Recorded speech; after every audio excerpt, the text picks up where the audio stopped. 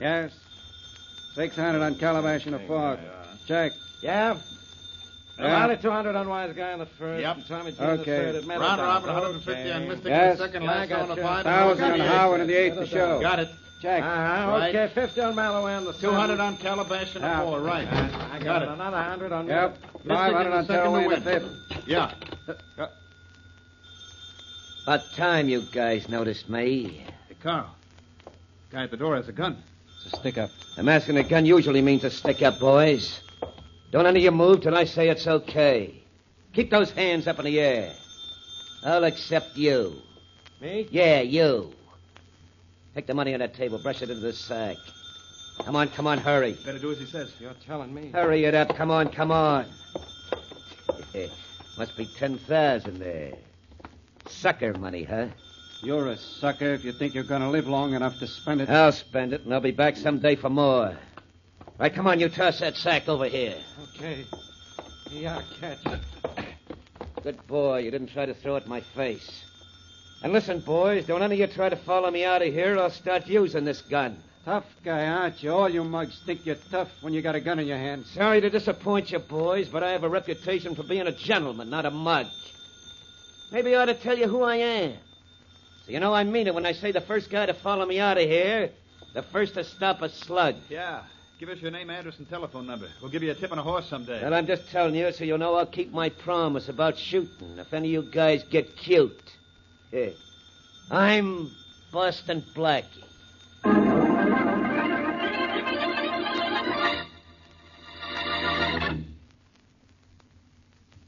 And now on to Dick Calmer as Boston Blackie. Enemy to those who make him an enemy. Friend to those who have no friend.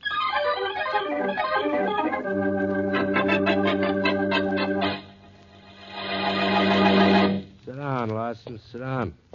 Have a peanut. No, thanks, Haynes. I don't like peanuts. Too bad. You don't know what you're missing. Well, you like chairs, don't you? Most fat men do. Take one. Well, if I get much fatter, I'll have to take 2. Yeah, you will.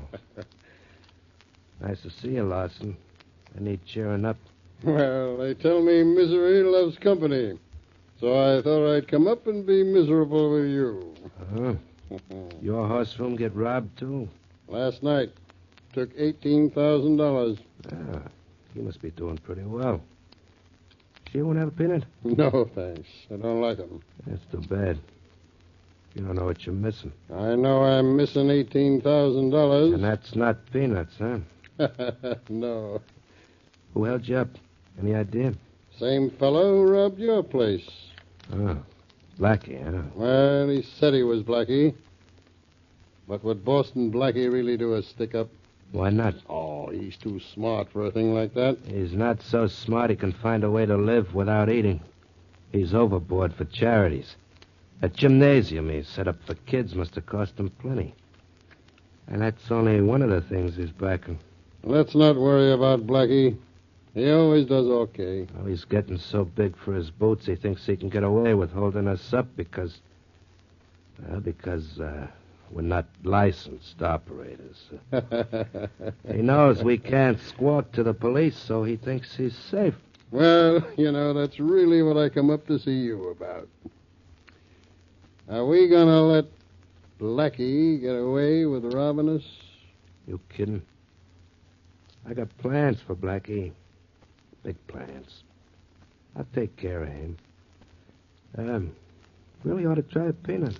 No. You don't know what you're missing.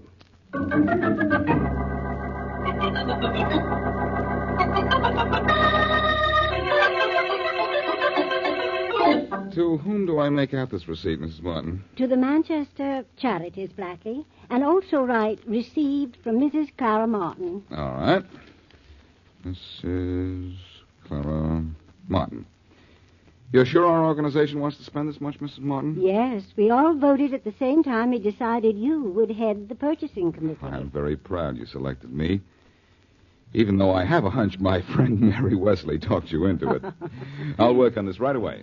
We want to buy this home immediately, Blackie. The need is terribly urgent. Children's homes are miserably crowded. The real estate man said he'd hold the property only until tomorrow midnight. Good enough. Well, there's your receipt, Mrs. Martin. Thank you very much, Blackie. And here's the money in this envelope. $20,000. Oh, you didn't have to bring cash, you know. A certified check would have done just as well. I didn't know that. This is all very new to me. Well, it's all right. Mrs. Martin, I'll go out and see about the purchase of that house tomorrow morning. Fine. And I'm going to try to get it for less than $20,000, too. I'll phone you tomorrow and let you know how I make out with the real estate agent. Thank you. I'll be waiting to hear from you. Oh, you won't be nervous with $20,000 in cash in your apartment, will you? I'll put it in the safe right now and sit up all night long with a shotgun across my knees, Mrs. Martin. Thank you, Blackie. The children will appreciate what you're doing. Goodbye, Blackie. Goodbye, Mrs. Martin. Mm-hmm. Mm-hmm. Oh, back again, Mrs. Martin. Come in. Guess I ain't making an intrusion now, am I, Matt? Huh? Who are you? The guy the boss sent up to pay you an anti-sociable call. A what? A call with an expression of business. Sorry if this is making an intrusion on you, Blackie. I used my etiquette and stood out in the hall till the old dame departed. Look, who are you and what do you... Oh. I might have known. With every face like yours, there's a gun. Only the gun is always prettier. Sure am sorry to do this to you, Blackie. I know it ain't polite to point, especially a gun. But a guy's got to make a livelihood. And... Never mind the apologies. What do you want? First, I want to offer you a little friendly tip. The boss don't like the idea of you cutting in on his profits, and especially in such a crude manner. That's interesting. It's of great importance to the length of your longevity, Blackie. Oh? The boss says you ain't flashing no rod in any of his wagering establishments anymore, or else you ain't living anymore. Hey, now, wait a minute. I What do hate you... to talk to you like this, Blackie, but I'm only working for a livelihood and imparting to you the boss's sentiments. And I'm also taking everything you got to sort of teach you a lesson. Look, you don't think... Don't me, Blackie. I sure hate to do this, but I know. You have to make a livelihood. Yeah. And I don't want to have to impair your health in doing it. So keep your hands up while I see what's around. It's safe. And open, too. Nothing but papers in there. Maybe.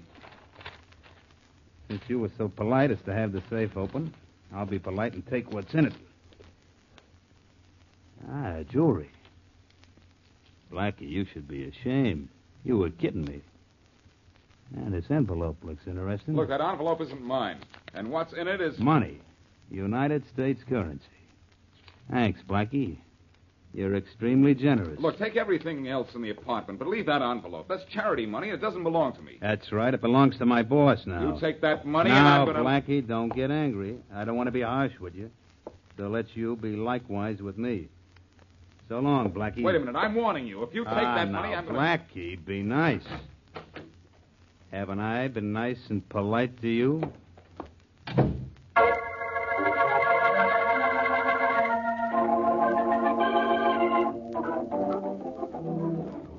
You want more of anything, Blackie? Huh? The waiter's looking over this way. No, Jane. So I guess I've had enough for one meal. You're cute, honey. Had enough for one. You had enough for three. Well, food's good for the soul. Yeah, for everything but the figure. Nothing wrong with yours, sweetheart. See anything in the shops downtown that was good enough for you? Oh, lots of things, Blackie, but they were all so expensive. Oh, so what? They don't cost a lot. They aren't worth anything at all. Here. Here's a couple of $100. Get started with that. Oh, Blackie, thank you so much. Yeah, I was sure lucky to meet you almost the very day I came to town. You know, after you spoke to me, I still couldn't believe you were Boston Blackie. Why not? Well, you look so different from the pictures I've seen in the newspapers. Oh, those pictures? You don't think I'd let the newspapers get hold of decent pictures of me, do you, baby? I'm not that dumb. Now, look, baby, I got work to do. Suppose you run on downtown, do a little shopping, and then call me at my apartment, huh? You know the phone number? No, I don't. Well, I'll write it down for you. What time should I call? Late in the afternoon, say about 5. All right. Here's the phone number. If there's no answer, look for me here at mealtime. I always eat here at Londo's. Thanks. What are you going to do today? Gonna be busy. Oh, I see. Doing what the papers say you've been doing? What do you mean? Well, there were a few hints in the columns this week about you and those horseroom robberies. You don't say. Mm-hmm. The columns just hinted, Blackie. They didn't come right out and say you were the one. Well, I didn't see the columns this week. Well, maybe I'll have to catch up on my columns and with a few columnists. Look, don't phone me at 5, baby. You better make it around 7. Oh, why so late, Blackie? Well, I have a special job to do this afternoon. A very special reason to get my hands on a lot of money.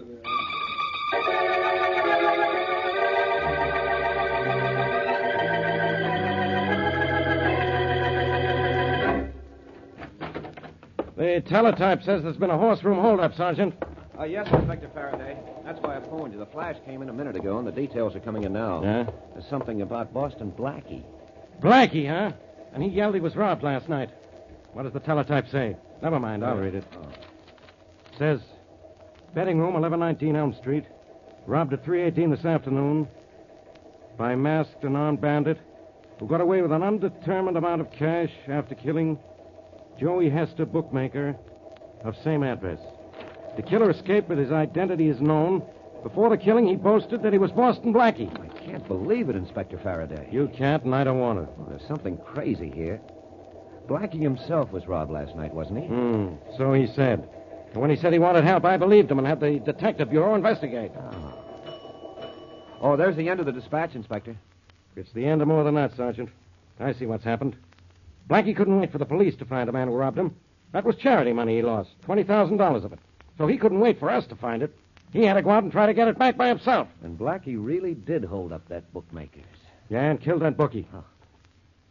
Sergeant? Yes, sir? This is the hardest thing I've ever had to do. But get on that teletype and send out a flash to pick up Boston Blackie, dead or alive.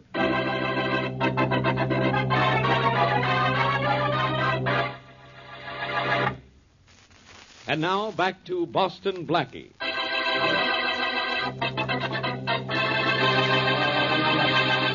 A thief who boasts he is Boston Blackie successfully robbed several bookmaking establishments. Afraid to go to the police for obvious reasons, one bookmaker tries to get even with Blackie by robbing him. In the loot taken from Blackie is $20,000, money belonging to a charity for which Blackie has promised to buy a children's home. Following this, another bookmaker is robbed and a bookie killed. The thief again brags that he is Blackie, and Inspector Farraday orders his men to capture Blackie, dead or alive. As we return to our story, Blackie is about to report on the missing money to the charity organization.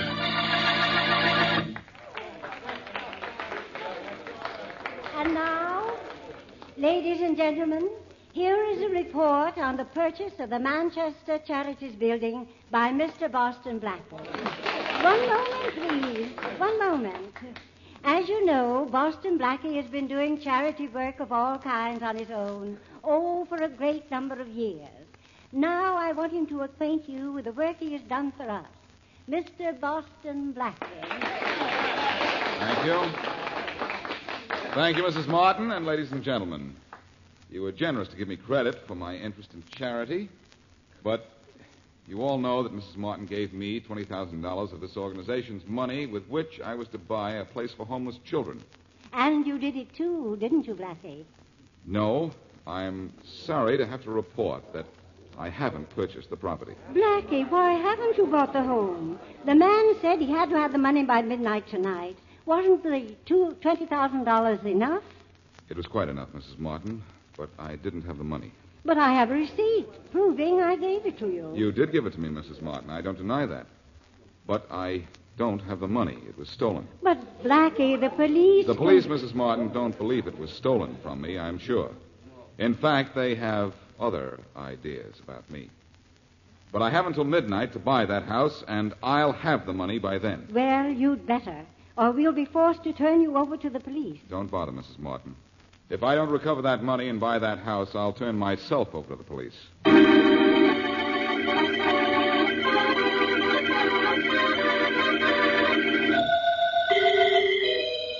600 on Queenie in the 60. You nuts, that race was over 10 minutes ago, and Queenie ran out. To win. Hey, Pete. Yeah. Pete. Yeah, Carl? Come here, Pete. Grab this dough and take it into Boston. It's getting to be too much sleeve lying around loose. Sure. You're having a nice day with the suckers, huh? Every day's a good day as long as there are guys who think they can beat the horses. Get that dough into the boss, huh? Oh, sure. Sorry, I don't mean to be slow, but a lot of money makes me nervous. When I'm nervous, I'm slow. That's all right. Excuse me, Mr. Haynes. Oh, come on in, Pete. Well, take for the day doesn't look bad. Now, have a peanut? No, thanks, Mr. Haynes. They don't agree with me. Oh, it's too bad. You don't know what you're missing. Just put the money on the desk here. I'll put it in the safe after I come. You don't want a peanut? No, thanks. Okay. I see where our friend Blackie didn't learn a very good lesson from you, Pete. Yeah, I heard the bad tidings. He not only took a lot of hard-earned cash, but I understand he left Joey Hester deceased. Yeah, we'll have to... Just relax, you two. Nobody's going to get hurt. Boss, it's a stick-up again. This is getting monotonous, huh? Yeah, and I know who's behind that mask, too. Our friend Boston Blackie. Good guess, Haynes. Now I'll just take that I hate to dough. do this to you, Blackie. Hey, you fool, don't reach for your gun. Most brave guys are dead, aren't they? Okay, Haynes, now I'll take your money. Go ahead, take it. Take the whole place if you want to. I'm getting out of here. Yeah, but not you're going where you think.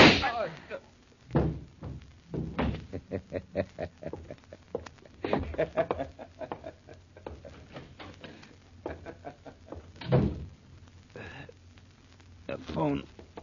I can only manage to get to the telephone.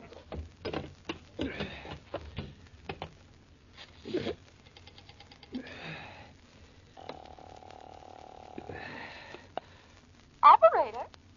Get me the police. One moment, please. 23rd Precinct, Sergeant Sweeney. Sergeant, I've been shot by Boston Blackie. Hello. And all my Hello? life I Hello. tried to be so nice and polite to everybody, too.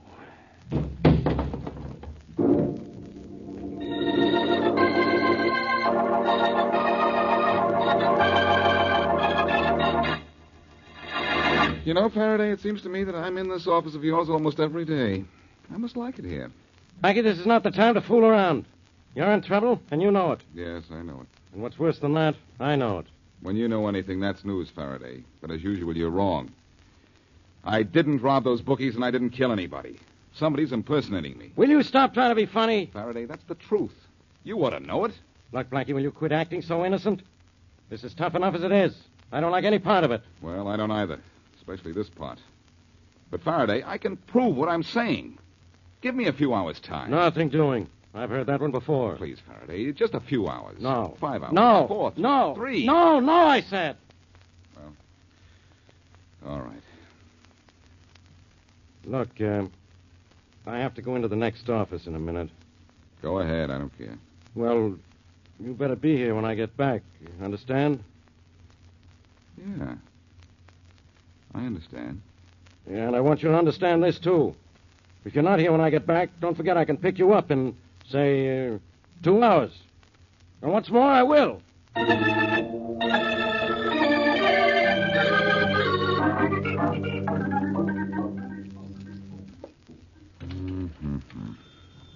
Uh-oh, the phone. Okay.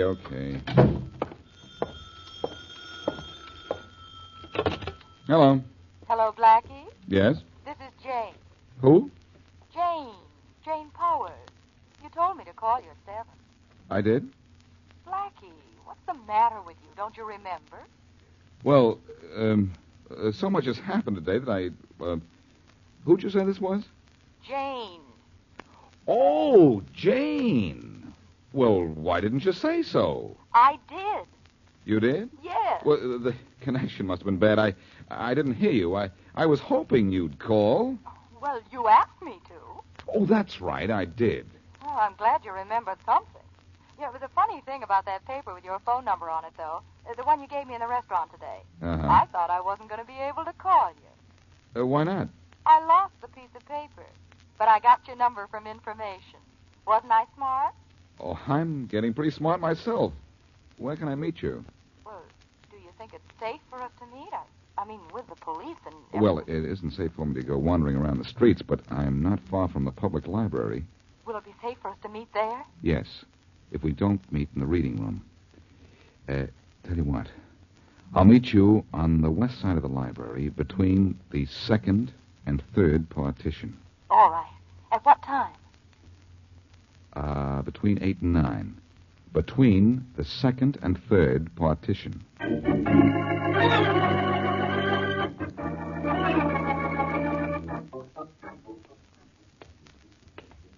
Jane? Yes. How did you know my name? You were supposed to meet Boston Blackie here? You're not Boston Blackie. No, I'm not, Jane. That is not the Boston Blackie you know. I don't understand. Well, let's say Blackie sent me to bring you to him. Oh, well, in that case, that's different. Where is he? At home or at the restaurant? Which do you think? Well, he never wanted me to know where he lived. I've always met him at Londo's restaurant. Well, let's go then. But first to a telephone. Telephone? Why? I have to call a friend. A friend named Farraday.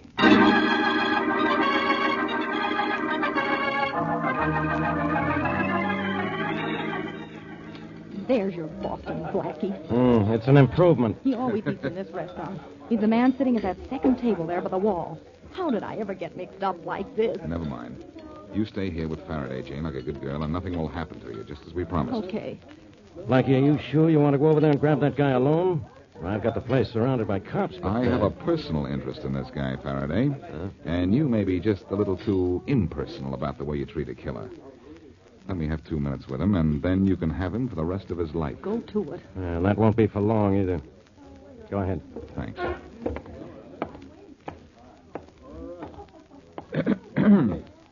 Mind if I sit down at your table? No, go ahead. Thanks. Rather crowded in here, isn't it? Is it? Yeah. You know, your face is rather familiar. Do I know you? No. Oh, but I'm sure I do. I think you know me, too. Never saw you before. No? I'll bet you know my name. Never heard it. Oh, yes, you have. You've used it. Huh? My name is Boston Blackie. That's your name, too, isn't it? What? I don't fall for the table. No, but you fall for this. You mean you will? Oh, yeah, you punk.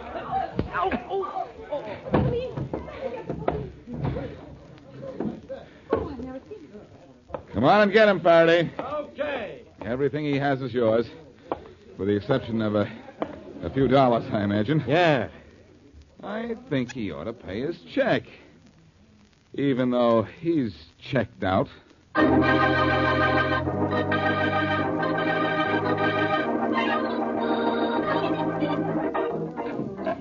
Nice mess we're making of that guy's room, Blackie. You think he told the truth when he said the loot was stashed here? Yep, Faraday. And here it is. All of it? Yeah, we'll have to count it. It'll take hours to do it. Phew, that's some pile of money. The whole wall must be full of it. And don't forget, 20,000 of it is mine. Our would-be Boston Blackie admits he robbed Haynes, the bookie, and killed Pete. And it was Pete who robbed me. I know you got 20,000 coming to you. You'll get it. And those kids will get their home, too, huh? Say, did you ever find out why that guy called himself Boston Blackie? Yeah, it was in his confession. He planned on leaving town after he was through here. And he thought if he used your name, the bookies themselves would get you if we didn't. Kind of cute, wasn't he? Well, that girl of his, that Jane, she was cute. She was dumb. Same thing. Cute, dumb. Oh, I wouldn't say that, Faraday. You wouldn't? No. For instance, you're not cute.